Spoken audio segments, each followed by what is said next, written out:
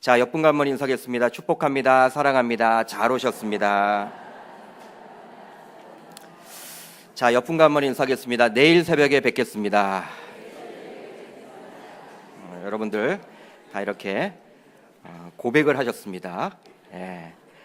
3일 정도 기도의 11조를 가지려고 합니다. 우리가 보통 11조 이야기를 하게 되면 물질의 11조만을 이야기하는데요. 어쩌면 우리의 인생 가운데 물질보다도 더 중요한 것이 바로 시간 아닌가 생각을 합니다. 시간의 11조를 하나님 앞에 드리고자 이렇게 매달 주일 예배 이후에 월, 화, 수 저희가 새벽 제단을 좀 깨우려고 하는데, 보통 우리가 새벽 예배를 다 중요시 여기잖아요. 새벽 예배 다 나가고 싶은데 마음은 원이로되 육신이 약해서 못하신 분들도 이 3일만큼은 다 나오셔서 응답받으시기를 바라고, 매달 첫 것을 하나님 앞에 드릴 때 하나님이 얼마나 축복을 해주시겠어요? 얼마나 하나님이 기뻐하시겠습니까? 우리가 기도 제목들을 다 이렇게 적어내시면 우리 교육자들이 저를 포함해서 새벽마다 그걸 가지고 기도할 것입니다. 여러분들 나가실 때 꼭 기도 카드 받으셔서 내일 오실 때 제출해 주시면 감사하겠습니다. 자, 저는 이 본문의 말씀을 가지고 교회 중심의 신앙이란 제목으로 좀 은혜를 나누고자 합니다. 한번 따라하겠습니다. 교회 중심의 신앙. 예배당에 나와서 예배하는 여러분들은 하나님의 자녀입니까? 하나님의 자녀입니까? 목사님이 뜬금없이 갑자기 웬 질문을 그렇게 하느냐라고 물어보실 텐데, 여러분들이 하나님의 자녀라면 우리는 교회와 뗄래야 뗄 수가 없죠. 교회와 끊을 수 없는 관계를 맺고 살아가야만 합니다. 왜냐하면 하나님의 자녀에게 있어 교회란 신앙의 어머니요 요람과도 같기 때문입니다. 마치 엄마 품을 떠난 갓난아이가 살아남을 수 없듯이, 신자라면, 하나님의 자녀라면 교회를 떠나서 건강한 신자가 될 수가 없고 우리가 하나님의 그런 뜻대로 살아갈 수가 없습니다. 그런데 여러분, 현실은 어떻습니까? 요즘 이렇게 사회에 이렇게 생활을 해보시면 현실은 좀 어떠십니까?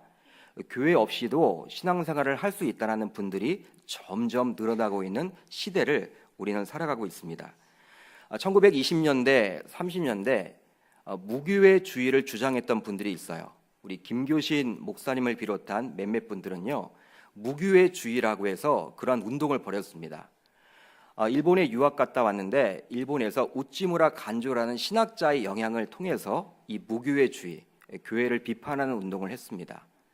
근데 우리 교단의 신학과는 맞지가 않고요, 또 성경적이지도 않습니다. 그런데 그 무교회주의를 주장했던 그들은요, 좀 나름대로 신학적인 논리를 가지고 접근을 했어요. 그럼에도 불구하고 일본에 유학을 다녀왔던 일부 목회자들은 영향을 받았지만 대부분의 한국 교회 교인들은 영향을 받지 못했습니다. 반면에 요즘 들어서 탈교회주의를 주장하는 분들이 있어요. 탈교회주의, 교회를 벗어나려고 하는 그런 운동인데, 이들은 이 무교회주의를 주장했던 그 신학자들이 무교회주의를 주장했다면, 반면에 이 탈교회주의를 이렇게 주장하는 분들은 신학자들이 아닙니다. 평신도들이 주축이 되어서 이러한 운동을 벌이고 있죠. 여러분들은 혹시 가나안 성도라는 이야기를 들어보셨습니까? 가나안 성도. 교계에 관심이 있는 분들은 좀 아실 텐데, 가나안 거꾸로 읽어보시면 무엇입니까? 안나가 성도죠. 안나가 성도입니다. 그러니까 교회는 출석하지 않아요. 주일날 교회는 나오지 않습니다. 교회 등록조차 하지 않습니다.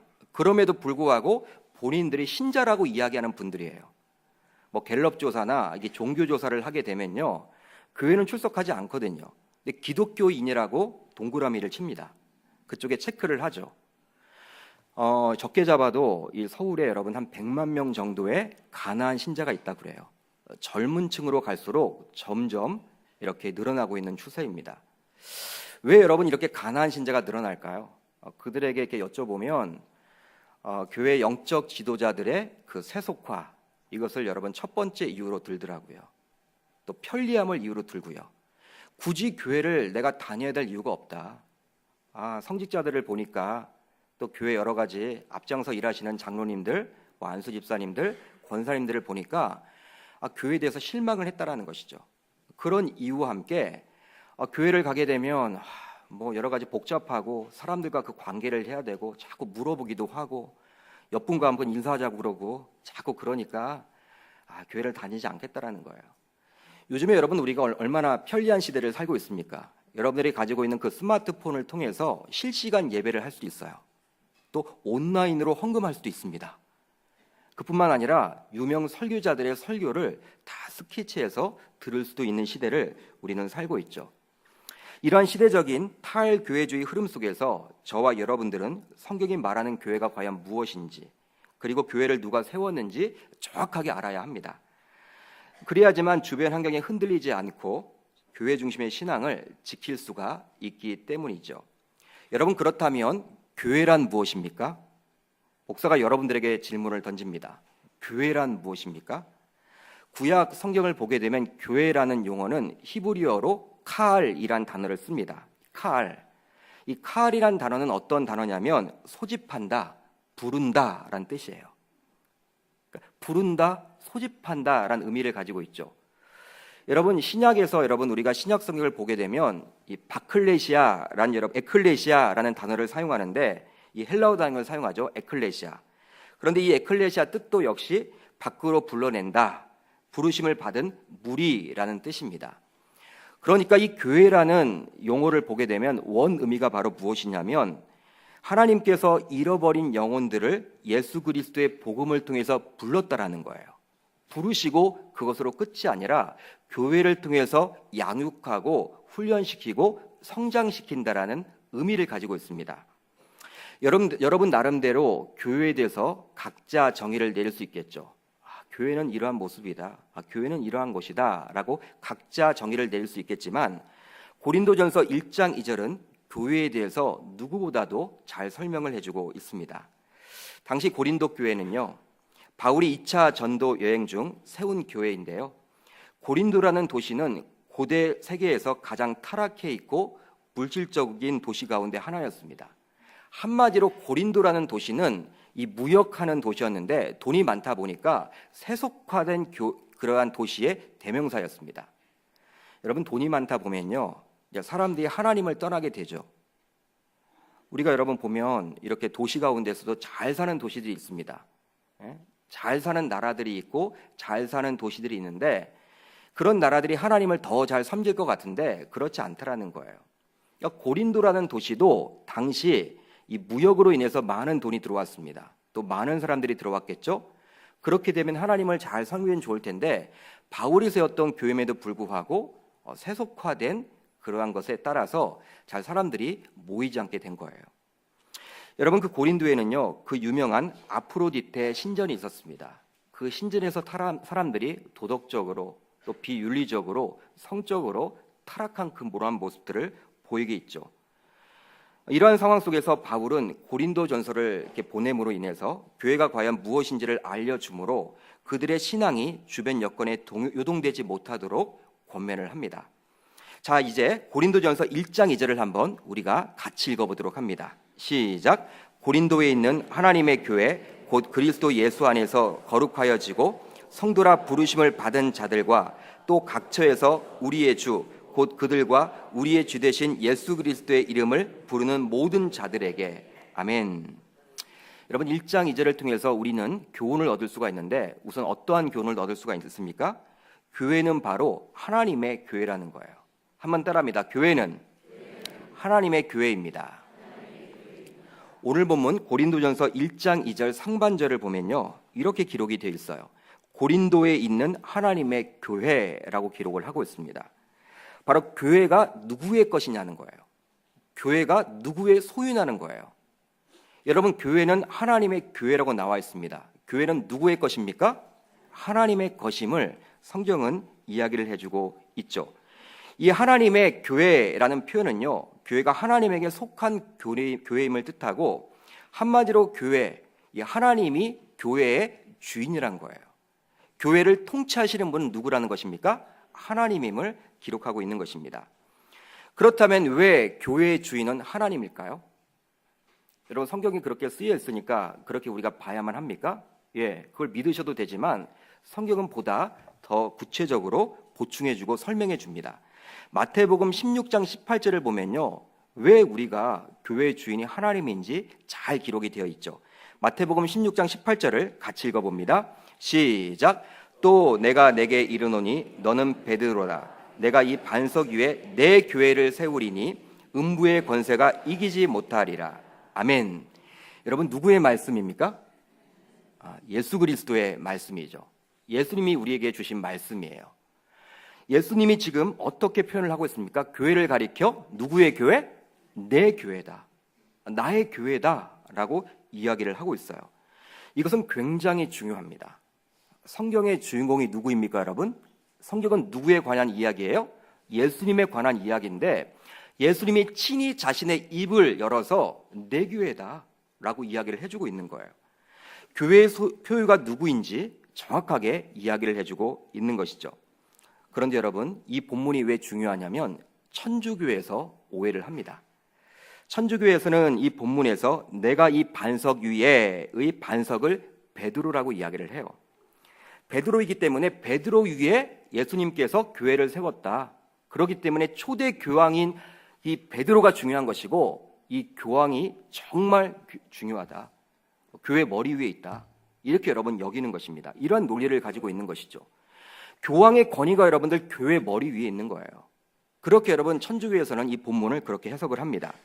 내 교회라는 예수님의 말씀보다도 베드로, 즉 반석 위에 교회가 세워졌음을 강조하고 있습니다. 예수님의 소유권보다도 베드로 위에 교회가 세워졌음에 강조점을 주죠. 그러나 이것은 여러분 지극히 잘못되었습니다. 왜냐하면 원어를 보게 되면요, 그러니까 우리나라 성경을 보면요, 그런가 보다 하는데 원어를 보게 되시면요, 베드로에 사용된 단어와 반석에 사용된 단어의 성이 달라요. 우리나라 한글은요, 이 성이 없잖아요. 뭐 남성, 여성, 중성이 없습니다.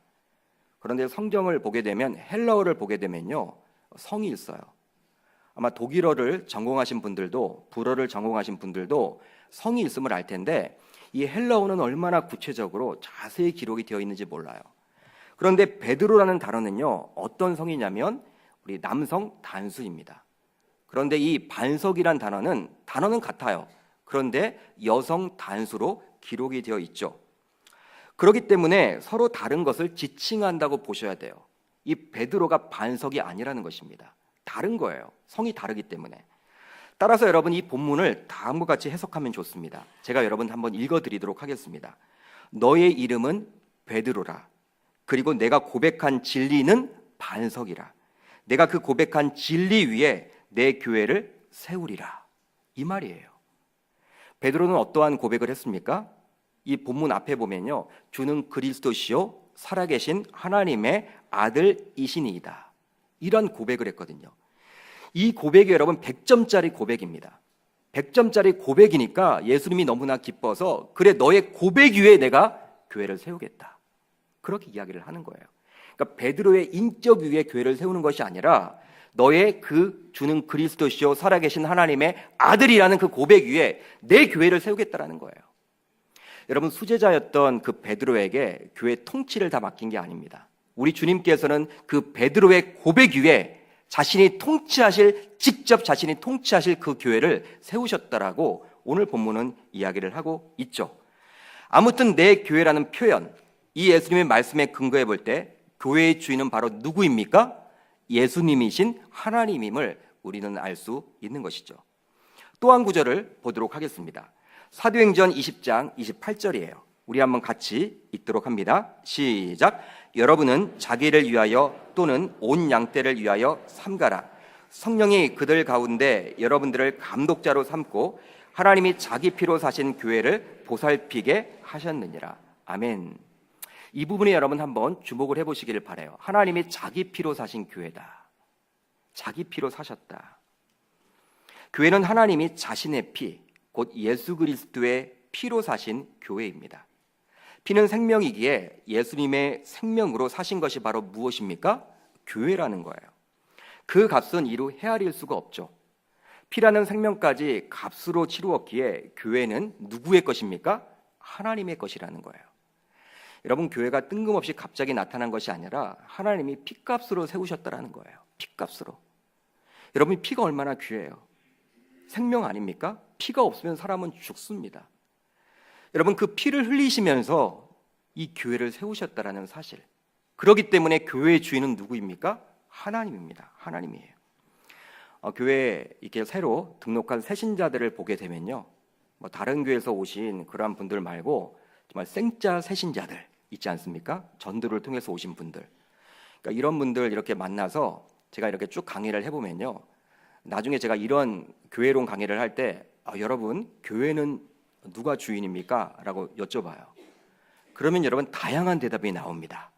어떤 분들은요, 담임 목사님이래요. 그런 대답을 들을 때마다 참 부담스러워요. 또 어떤 분들은요, 장로님이래요. 장로님들. 여러분, 지금도 잊지 못하는 대답이 하나 있어요. 어떤 분이 여러분 손을 번쩍 들더니, 목사님, 제가 정답을 합니다. 교회의 주인은 성도들입니다. 이렇게 이야기를 하는 거예요. 여러분, 맞는 이야기인가요? 성도들이란 거예요. 여러분, 참 그분이 또 새가족이기 때문에, 또 새신자기 때문에 참 무한하잖아요. 그거 아니거든요, 답이. 근데 거기서 여러분, 제가 돌려 말하느라고 참 힘들었어요. 예? 여러분, 상처받으면 안 되니까. 여러분, 이 의미를 알겠죠? 나라의 주인이 누굽니까, 여러분?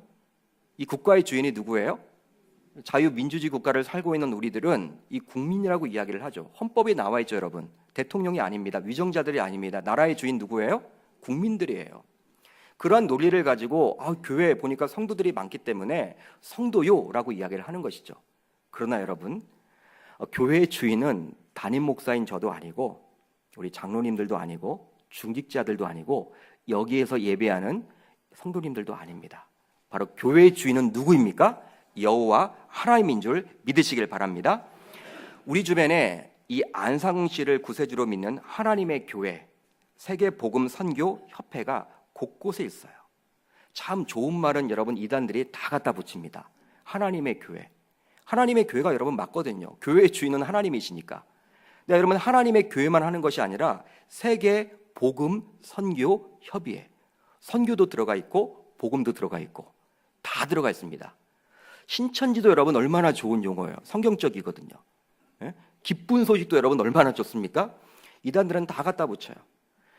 여러분, 이 안상홍 씨를 여러분 구세주로 믿는 이 하나님의 교회가 하도 여러분 주변에 많다 보니까 하나님의 교회 하면요, 무작정 우리들은 부정적으로 생각을 하는데, 분명한 것은 하나님이 주인인 교회란 뜻의 하나님의 교회는 올바른 표현입니다. 성도 여러분, 자신이 교회의 주인이라고 여길 때 문제가 시작되는 거예요. 물론 우리는 교회를 오래 다니고 또 헌신을 할 때는요, 주인 의식을 가져야 합니다. 저도 여러분 동의를 합니다. 여러분들이 주인 의식 가져야 돼요. 교회가 여러분들 주인 의식을 갖지 않는다면 이 교회가 어떻게 되겠습니까? 그렇지만 주인 의식과 주인은 다른 거예요. 주인이라고 생각을 하게 되면요, 어떤 여러분 마음을 먹습니까? 내 마음대로 하려고 그런 거예요. 내 마음대로. 교회를 내 마음대로 여러분 운영하려고 하고 있고, 자신의 논리를 가지고 하려고 하는 것이죠. 담임 목사를 포함한 온 성도님들은 분명한 것은 교회를 섬기기 위해서 존재한다는 사실입니다. 주인 노릇하기 위해서 이곳에 있지 않음을 여러분 믿으시기를 바랍니다. 교회를 위해 열심히 충성도 하고 봉사도 해요. 그런데 한때 열심히 했지만 현재는 하지 않은 분들이 있어요. 바로 여러분 왜 그렇습니까? 우리 교회는 없지만 어떤 교회는 있더라고요. 대부분의 한국 교회는 많이 있어요. 섭섭병에 걸리는 경우들이 있어요. 섭섭병. 암보다도 무서운 섭섭병. 예. 여러분, 암보다도 무섭더라고요. 이 여러분 안 돼요. 섭섭병에 걸리면. 예전에는 여러분 열심히 섬겼어요. 교회를 여러분 충성을 다했어요. 여러분, 이 섭섭병에 대해서 수영록교회 이규현 담임 목사는 어떻게 여러분 이야기를 하고 있냐면 희생자 증후군이다 라고 이야기를 합니다. 희생자 증후군. 이런 용어를 써요. 희생자 증후군을 가진 여러분 한국 교회가 얼마나 많은지 몰라요. 물론 우리 계명교회는 한 분도 없겠지만, 예. 목사님이 내 얘기하는 것 같다. 그런 분들은 회개하시고 여러분 그렇게 하시지 마시길 바랍니다. 여러분, 그렇다면 왜 이 섭섭병, 희생자 증후군 이 환자들이 여러분 많을까요? 교회 자신이 여러분 충성하고 헌신하고 봉사하는 것들이 눈에 보이지 않는 하나님, 교회의 주인인 하나님을 보고 한 것이 아니라 사람을 보고 하기 때문에 교회가 자신을 알아주지 않을 때 섭섭한 마음이 생기는 거예요. 사랑하는 성도 여러분, 하나님은 뜻하신 바가 있어서 46년 전 이 광명 땅에 계명교회를 세우셨습니다. 이 계명교회의 유일한 주인인 여호와 하나님, 그분의 신실한 청지기로서 저와 여러분들이 맡겨진 사명을 잘 감당해 나아갈 때 이 계명교회는 우리 주님이 기뻐하시는 교회, 건강한 교회가 될 줄 주님의 이름으로 축복합니다. 청지기는 항상 누구의 여러분 눈치를 봐야 합니까? 주인의 눈치를 봐야 하는 거예요. 주인이 있음을 여러분 인식해야 합니다. 여러분, 청지기는요, 청지기 자세는 주인이 여러분 있음을 항상 인식하는 거예요. 자신이 주인인 양 해서는 곤란하죠. 오랫동안 신앙생활을 하다 보면 청지기임에도 불구하고 마치 자신이 주인인 양 살아갑니다. 이 자리에 나와 예배하는 저와 여러분들을 모두 이 계명교회의 주인이 아니라 청지기로 살아갈 수 있기를 주님의 이름으로 축복합니다. 다음으로, 교회는 예수 그리스도 안에서 거룩함을 입은 성도들입니다. 한번 따라합니다. 교회는 예수 그리스도 안에서 거룩함을 입은 성도들입니다.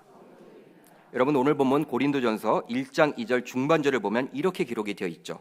한번 같이 읽습니다. 시작. 그리스도 예수 안에서 거룩하여지고 성도라 부르심을 받은 자들이라고 나옵니다. 그런데 여러분, 2절을 자세히 보시면요, 2절을 자세히 보시면 어떻게 기록이 되어 있느냐? 하나님의 교회 곧 그리스도 예수 안에서라고 시작을 하고 있어요. 여러분, 그렇게 나와 있죠? 그렇기 때문에 그리스도 예수 안에서 거룩하여지고 성도라 부르심을 받은 자들은 뭐에 대한 설명입니까, 여러분? 하나님의 교회에 대한 설명임을 우리가 알 수 있는 거예요. 그러니까 하나님의 교회는 무엇입니까? 바로 거룩하여지고 성도라 부르심을 받은 자들이란 것입니다. 바로 교회가 무엇인지에 대해서 설명을 해주고 있는 것이죠.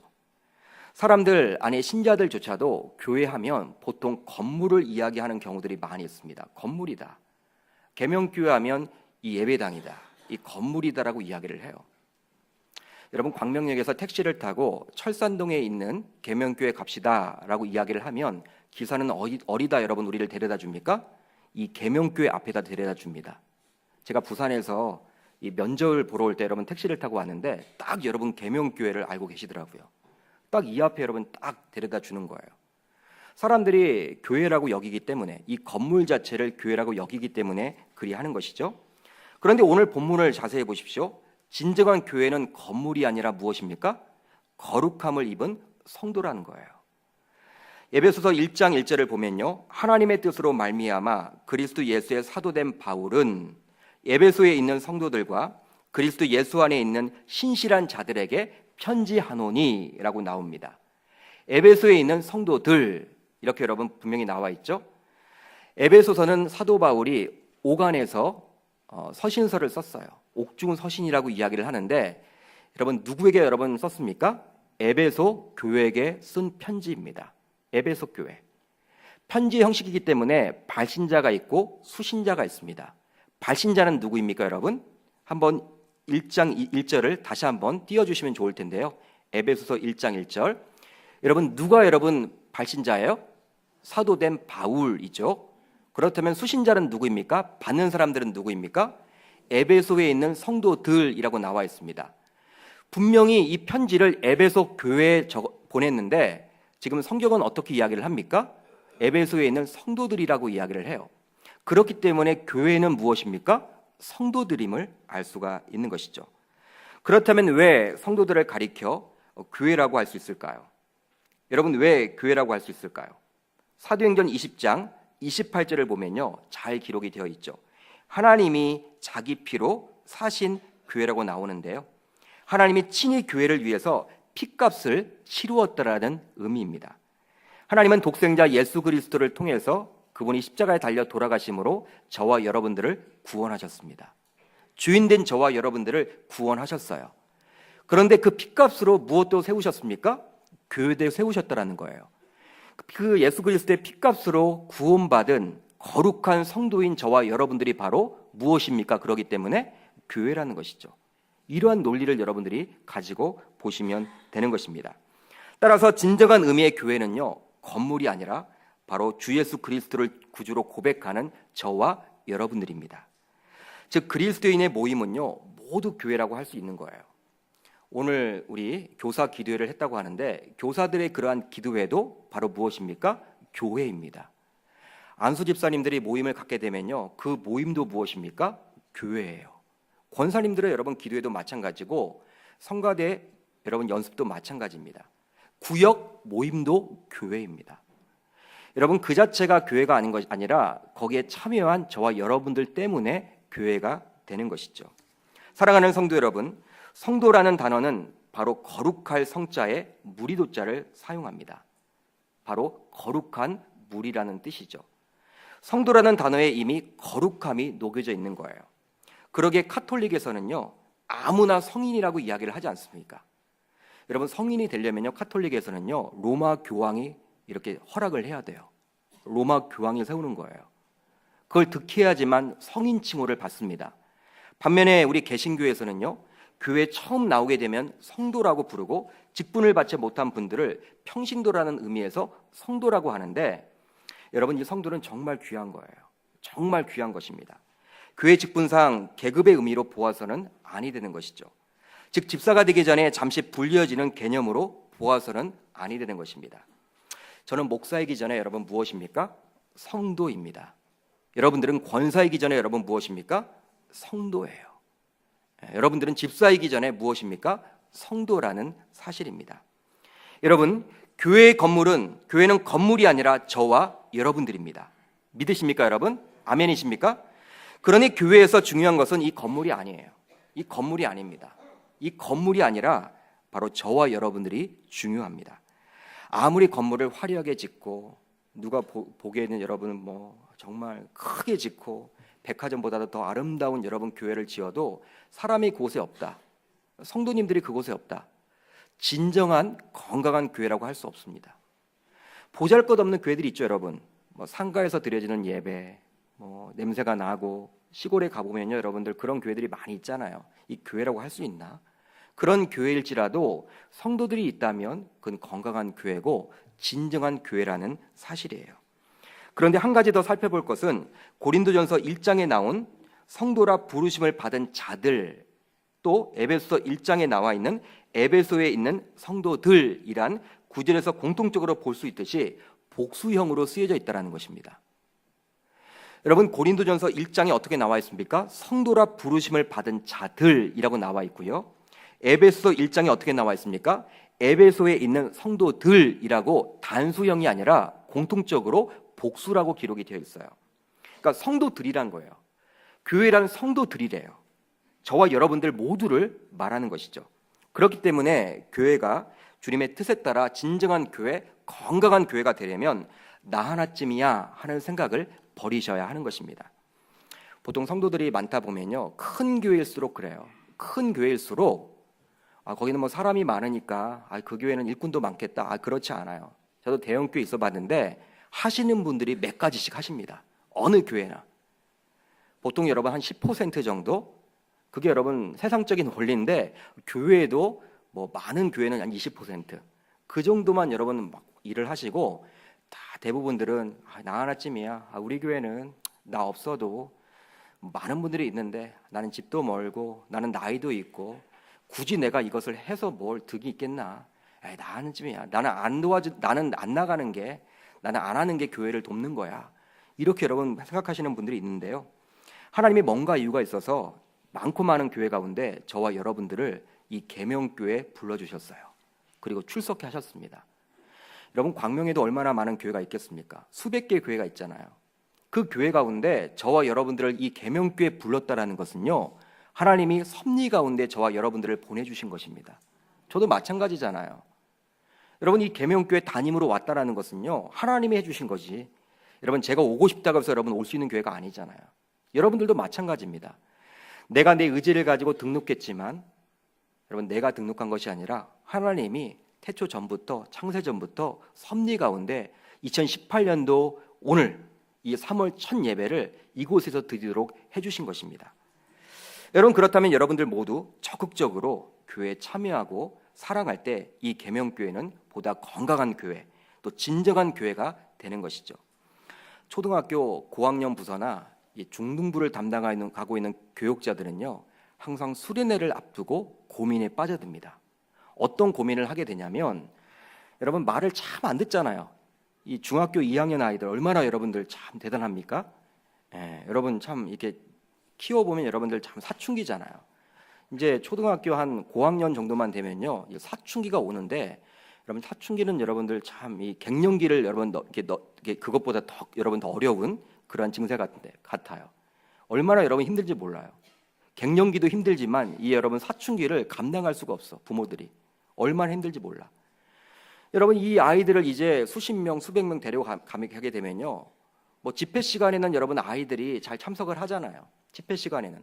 근데 집회 이외 시간이 많거든요. 보통 교육자들이 이 조별로 이제 나눕니다. 조별로 나눌 때 어떤 마음을 가지고 나누냐면, 평상시에는 아이들이 그냥 친한 친구들끼리만 다녔기 때문에 이 수련회를 통해서라도 평소에 잘 친하지 않았던 분들하고도 좀 잘 친하면 좋겠다, 이런 마음을 다 갖거든요. 교육자들은 사랑하니까. 근데 여러분 아이들이 말을 안 들어요. 그냥 놔두게 되면요, 집회에는 잘 참석하겠지만 이 조별로 행동도 하지 않고 그냥 친한 친구들과 그냥 흐지부지 그냥 지내는 경우들이 많잖아요. 교육자들은 항상 여러분 이 수련회를 앞두고 고민에 빠지게 되는 것이죠. 어떻게 하면 좋을까?